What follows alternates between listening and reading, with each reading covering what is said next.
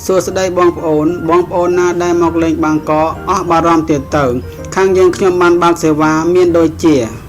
កក់ឡានដើរលេងនៅបាងកកកក់ឡានទៅទទួលនៅប្រលានដាក់សន្តាគារ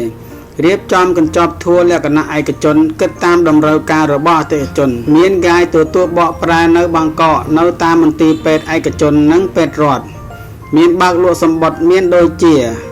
Dreamworld Safari World សួននងនុតញ៉ាំអាហារបុហ្វេនៅទន្លេចៅប្រយ៉ាញ៉ាំបាយលើកប៉ាល់នៅទន្លេចៅប្រយ៉ាញ៉ាំអាហារបុហ្វេលើអគារបាយុកស្កាយ84ជាន់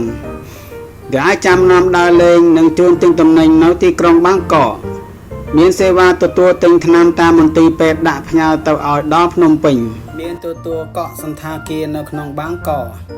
គ្រប់សេវាទាំងអស់អតិថិជនបងប្អូនអាចបង់សេវាតាម ABA ធនាគារផ្សេងនៅខ្មែរឬតាមក្រុមហ៊ុនវិញក៏បានធានាគុណភាពនិងតម្លៃបើបងប្អូនចាប់អារម្មណ៍សេវាផ្សេងដែលខាងខ្ញុំរៀបរាប់តាក់ទងណាត់ទុកមុនបានតាម Telegram លេខខ្មែរ077 286 703និងលេខថៃដែលខកពីភ្នំពេញលេខតាក់ទងពីខ្មែរមកបានបូក66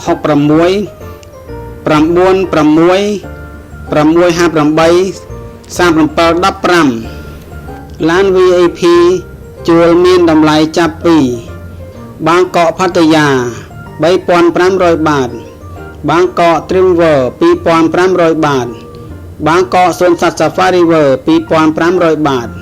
បាងកកឈៀងម៉ៅឈៀងរ៉ាយគិតតាមចំនួនថ្ងៃដែលចង់ទៅឡាន VIP 4នាក់ 6នាក់ 10នាក់ 18 30 45 កៅអីសូមអរគុណ